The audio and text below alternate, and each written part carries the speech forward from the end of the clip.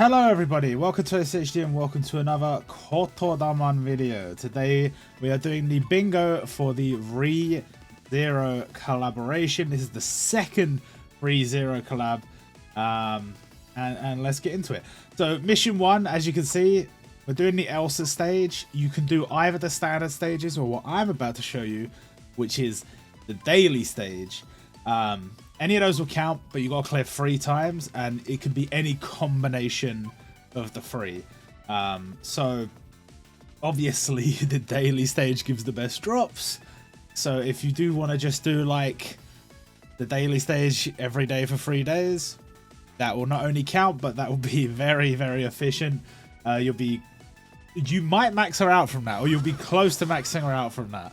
Now it should be said that she is from the older collab, I believe, so I don't think you can actually get her to max luck, or if you can, you may need to evolve her first. Whereas the newer units, typically 3 units don't have evolutions. That's not as much of a thing as it used to be. Obviously the distance in time between the first collab and the second collab was quite large compared to some of the other ones they've done. So it's a little bit different. It's a little bit strange. The other farmable unit, which we'll be showing in the next mission, you absolutely can get up to max luck. You don't have to evolve. You don't have to do anything. But as an older unit, slightly different. They had a slightly different approach back then, I guess. But not a difficult stage by any means. I think even beginners will be able to handle this. The daily stage is the equivalent of the advanced stage. So they should be similar difficulty, and as you can see, this is pretty straightforward. Pretty straightforward. 1 turn clear. They really set you up on that one. Gimmicks are not that much of an issue. Happy days. And now you can see that I've got an invasion here. This is the white whale, which is required for one of the missions later. So bear that in mind. You can get invaded by the white whale, and there is the standard white whale stage and the invasion one. So remember that for later. But yeah, you had to clear that Elsa stage 3 times, and now you have to clear this stage 3 times. Again, it could be either the standard version, you know, the 2 difficulties of that, or the daily version. I'm showing the daily version here because it's the equivalent of the hardest. And again, not difficult, not a difficult stage.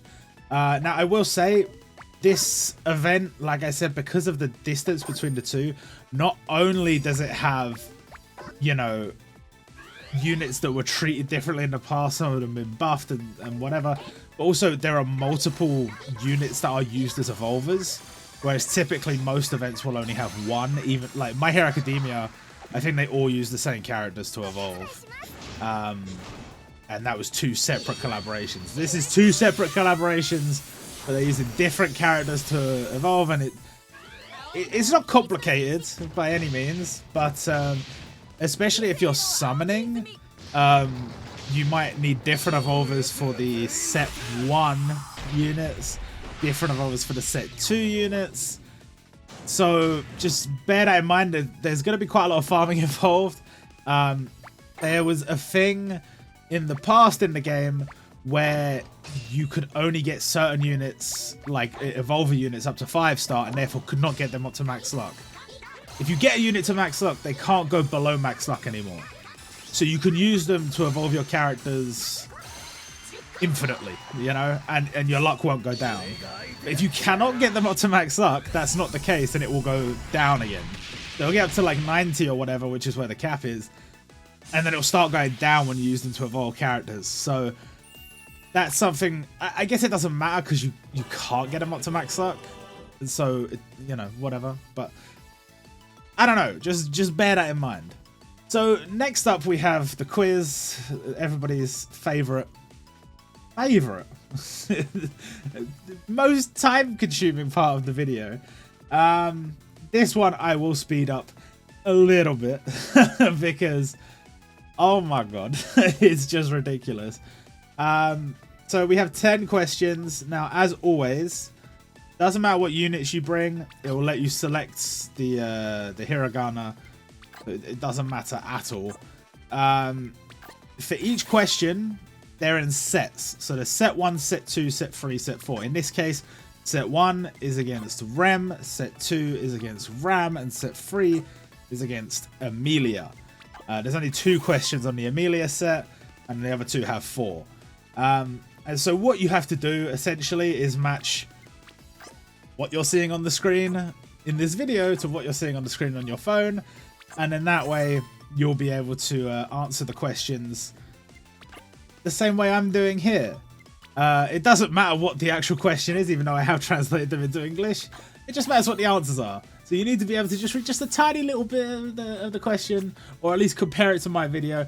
Bear in mind, they are random within their sets. So if there's 4 questions in set 1, you're not guaranteed to get the same question 1 as I got. You might get my question 3 or question 4 as your question 1. But you won't get my question 3 or 4 as your like 5 or 6. It's a different set. So bear that in mind. And you only need to get 2 right. So realistically, it's very much doable. Because some of the questions are only like 4 hiragana. Although I would argue that it might actually be easier to do the longer ones because it gives you a couple of hiragana already, which makes it much easier to identify which question they're asking. Like always, the questions are not only written out with the answer on screen, you will also be able to find them in the description. So if you're having any trouble there, you could just do that. I've also linked a Japanese video that does a similar thing to this. If you're having any trouble with my video or the description, a video that also does it in Japanese that may help you answer the questions, because it shows a bit more of the question on the side, and their questions will be in a different order to mine. So yeah, that's the quiz done. Nice and straightforward, right? That's 3 missions down, and just bear in mind with that quiz, there's nothing but bragging rights for getting 10 out of 10. You get nothing for getting 10 out of 10. Just you can post it to social media and be like, I got 10 out of 10. That's it. You only need 2. You only need 2. So next up, we have the super difficulty of the. I hate this guy's name. I want to call it Beetlejuice, but it's not. It's Petelgeuse. I don't know. We got a very fun gimmick here. One that it does not tell you coming into the battle that it's going to do, and that is the censorship debuff. And to be fair, you can see the hiragana before it censors them, but I wasn't paying attention because I was not expecting this debuff, and as you can see, it didn't go so great, but it could have gone worse, I guess.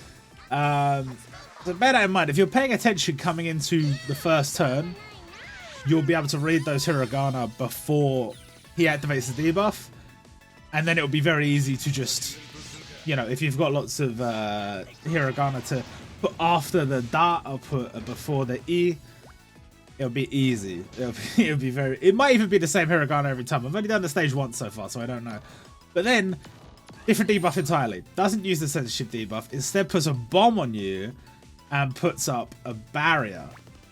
So I was very confused because this was the original thing that I was preparing for, that the game told me was going to be the debuffs of this stage. So I was like, is it gonna do the censorship as well? It didn't. Is it gonna do that next turn? I don't know. So really all you could do is operate off of this. Now, as always, if you have any of the characters with the yellow background on the square for the debuff, if it shows the little shield but then it has a yellow background behind the shield, they're going to do crazy amounts of damage to the barrier. And obviously that's good because you can clear it in 1 turn potentially, depending on which stage it is. And that'll make things so much easier.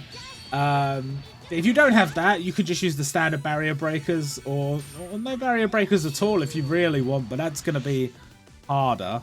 Definitely harder. You can see there's sort of like some weird lag. For some reason, some of the older units I have, I guess it like hasn't used the special animation in a while, and it like had trouble finding it in my phone's memory or something, because it was like so slow. It was so slow to activate that. I don't know what that was about. But yeah, I mean, just get... You don't even need like a specific type. You just need like a combo of 4 or more. And that'll get rid of the bomb. And the bomb doesn't do too much damage, but it's not that hard to get rid of. I think the bomb doesn't do too much damage. I didn't get hit by it, I don't think. So that might be wrong. So don't take my word for that. But it's not that hard to get rid of. You just need a combo of 4 or more. So that's good. And yeah, once the shield is gone, that's pretty much job done. Like he's gonna be a lot weaker. And that's gonna be easy peasy. The mission 5, we already showed farming the melee stage. And as always, not only can you get her from the stages and the daily stage, don't forget the daily stage, you also get missions for every clear. So don't forget to check your missions. And as you can see, I've claimed my missions, and there she is, max slug. Mission 5, job done. Mission 6, clear the Great Rabbit daily stage 1 time. I had to wait for this one. It wasn't available on day 1. I had to wait. Now you can see that some of the stages, like the Elsa stage, drop a 25 luck copy of the character for doing the daily. As the stages get harder, they're a bit less generous on the daily stages. And the Great Rabbit is a little bit harder, so it only gives 10 luck instead of like 25. And as you get even higher, it gets worse because it'll be like not only dropping not that much luck, or sometimes they have coins on some of the higher stages and you've got to trade those for copies of the character. They will be very stingy with the coins. Not only very stingy with the coins, but they will also expect you to over farm them in order to unlock extra skills on the characters. You have to go beyond 100. So it kind of sucks even doing just a daily stage, but it is what it is. You can see I've cleared the healing barrier there pretty much straight away, but I have the complete wrong types for this stage. I was supposed to bring purple and black units, and I do have some, but basically that's not why I had turn 1. Blue and green. I'm using on My Hero Academia team for some reason. But I think I just chose these because they already had resistance to any of the debuffs, or in this case, because of the blue shield, they had the ability to break the blue shield, which they did. They did wonderfully turn 1. But that means I did take the bomb. It was not a lot of damage. So that's good. And I mean, you don't really know going into a stage to what extent the debuffs are going to be an issue.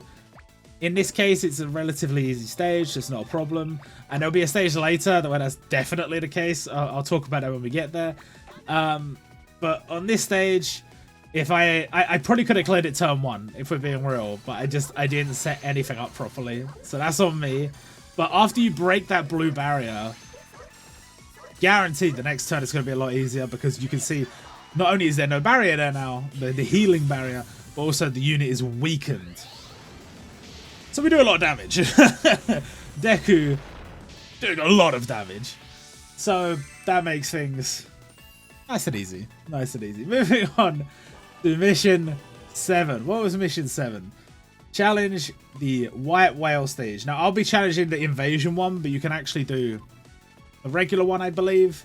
If not, just do both. You're going to have to farm it anyway. It's actually not that hard to farm, but there are the items to farm from this as well.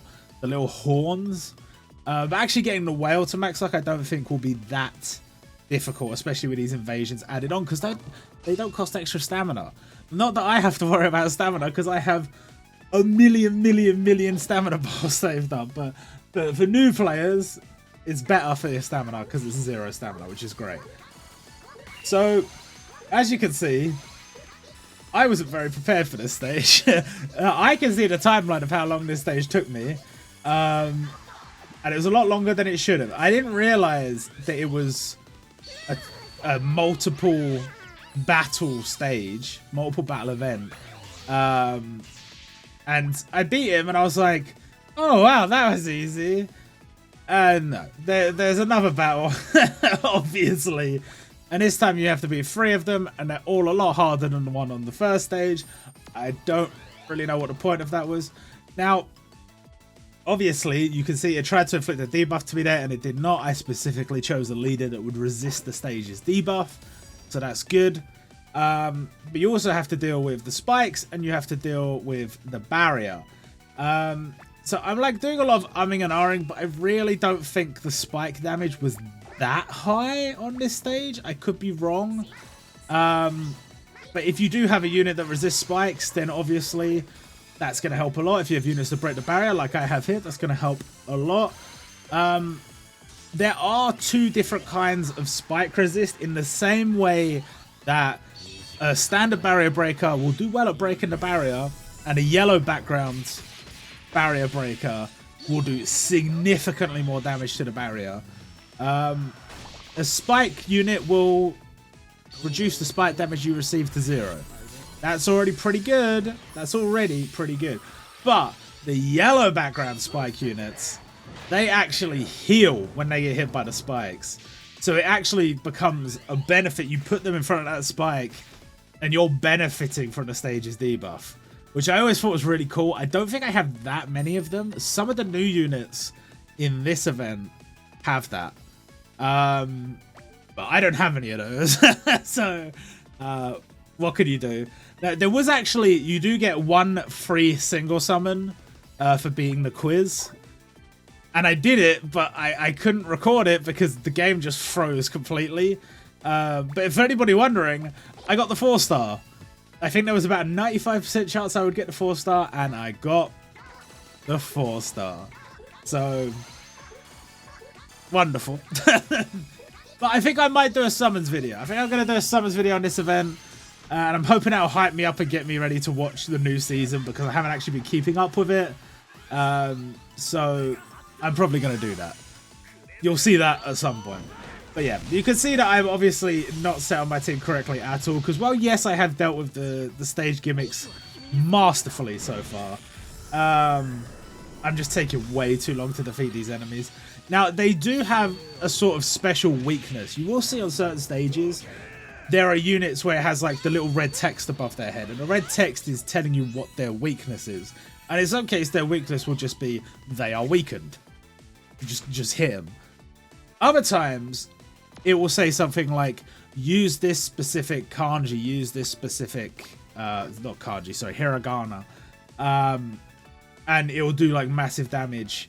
And that's not as common as what you're seeing here. Now, this one, it says above the middle whale's head, the names, if you use the name, if you spell the name of something, I believe either a plant or a mushroom, you'll do massive damage, like massive damage.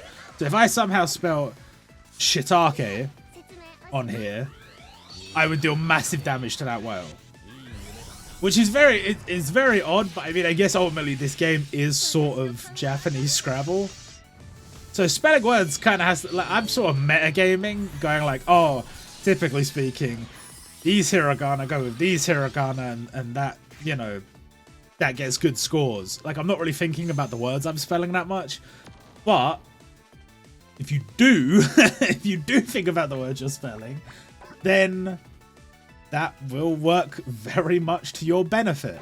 And there's obviously other ways units can be weak. Obviously, if you get like a combo above 4, above 5, or above 6, it might ask you to do, then it might take boosted damage. Typically, like, the most common combo is going to be a combo of 4, because most units only need 4 to get their special off, and it's very easy to do that matching game of, say for example, I've done it there, the to and the u and the ka and the i. It's like that's my set of 4. And I'm not really worried about what else is happening, but you could do that sort of in a row.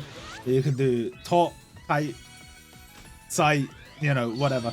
They actually have a beginner stage, which I had never done before, but it makes you do if you're doing the Ashido quest.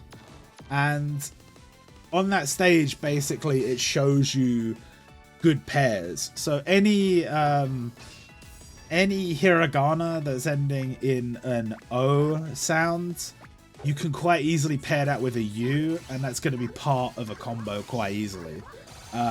Same with anyone ending in an A sound. You can pair that quite easily with an E, and it will combo quite nicely. And I think it's nice that they put a stage in that helps people understand that, because I would imagine that's actually a lot more helpful to English-speaking players than Japanese players, because, I mean, to them it's just Scrabble, right? Like, what words can I spell? But here it's different. I don't know the words. But there you go. Slow and steady. We beat Mission 7. Mission 8. Now, we've got past the ReZero stuff now. This is just story mode. These are not actually new story mode stages. I do believe they came out like a couple of months ago. It was like sometime in the summer. And these stages, I think we already beat for another. We beat one of these for another event. This one. We beat this one for another bingo board in another event. But the next one we hadn't beaten before. This stage is not hard. The spike damage is not very big. The barrier is pretty easy to clear. This unit is actually available for farming outside of story mode, so you will get a copy from story mode, but you can get them up to max luck by going and doing events in like the Advent quest section. So if you do want to max them out, I've maxed them out, then you can do that, and the same will apply to the next event that we're about to face. But I think this was a one-turner, if I'm not mistaken. The spikes do no damage to me because I sell perfectly, but I don't think the spikes do that much damage to begin with. I don't know about the bomb, but I would imagine that doesn't do much damage. The barrier's not much of a shoot. There's lots of debuffs, but I think really most of them were not issues. And we were sort of already set up for it, so easy peasy. And that's already a decent chunk of damage. We didn't get all specials off, but that's okay. We got the blue guy from Bochi the Rock, and it's done the job. Very easy. Very easy stage. And you only have to clear that once, which is really, really nice. But the next stage, we have to clear 3 times. And it was my first time doing it for this event, so I was like, you know what? Let's see what this stage is about. I go to these stages not completely blind, because it does tell you the debuffs on this screen here if you click the switchy arrow at the top. But basically blind as to how much each debuff will affect you. Now, this was what I was talking about earlier. So, loading into this stage, obviously there's the 2 fire guys, which you have to pay attention to. And then he's boosted his defense. Only his, not the 2 fire guys. You've got the bomb, you've got the landmine, he just hits you for 1,000 just for fun, and you've got the spike. So you're probably thinking, that's a lot of damage. Plus, he just tried to debuff me again, but I had a unit that protected me from it. But this leader protects me from that debuff. I think it's the little one that turns you into a pixie. So, dealing with the landmine can only be done by units that resist the landmine. Now, I've chosen this little blue one, which I really didn't need because it's a healer. I didn't need a healer for this stage. So, this team wasn't exactly that well thought out. And I didn't really have the right hiragana to consistently make this team work. But you can see I'm trying to resist the spike damage and the landmine damage. And because it kept putting the landmine next to the spikes, I have to have a unit that resists both that I can put in that spot. And depending where that appears on the board, they need to have certain hiragana available to them. And so that could have potentially been quite complicated. But the reality, and you can see it's frozen again here, because it's an older unit that I haven't used in a while. It's trying to find the file or something, I don't know. But yeah, the reality is you don't have to worry about the spikes. The landmine, yes, you have to worry about the landmine because it's actually going to change the hiragana on your unit, and that will be a problem. But the spikes, the damage is negligible. You don't have to worry about that, even though I do throughout this battle. And you can see once you beat one of the fire sprites, the other one is now weakened. Specific hiragana, I believe that one is weakened by. So if you match specific hiragana, now to be clear, say for example it's weak to the E hiragana, that's already on the board in the spikes there. Making a combo of that won't count. I need to put my own one, because only the unit that uses that hiragana will do the boosted damage. Whereas if it was asking me to spell a specific word, that's completely different, because it's going to do damage based on the units within that combo. So you can see here I'm sort of struggling.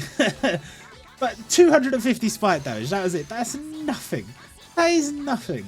And the bombs, obviously, you have to do blue combos to get rid of bombs, but the bombs don't do that much damage either. But yes, eliminating the fire sprites is the first thing you want to do. Now, I will say that if you don't eliminate them both in a timely manner, they can revive. I've defeated one and then defeated another in the space of 2 turns, so it wasn't a problem. If you take a bit too long, yeah, they will. They will go. You can actually just go straight for the main guy. The problem is they will keep healing him, and he has boosted defense. It will take a lot longer if you do it that way. And as you can see, the leader I had was not 100% resistant to the pixie thing, so he's now a pixie. I think it was only like a 50% resistance, which was not ideal, but I just worked with what I had. So now he is weakened if you do over a certain combo, and something else. It's a little bit too small on my editing screen to see what that says. But certain combos and certain things he'll be weak to. And basically, I should have come out swinging. I should have just been hitting hard and resisting the mind debuff was the big thing on this stage. But I was too worried about the spikes and the pixie debuff and all that stuff that I didn't really set my team up properly. Even in this last turn, it's like, okay, yeah, I healed, I guess. And then I healed again. I was already full health. That was so unnecessary. When I could have just been hitting like this the whole time. And then I wouldn't have had to worry about it. So he was sufficiently weakened. It was easy peasy, job done.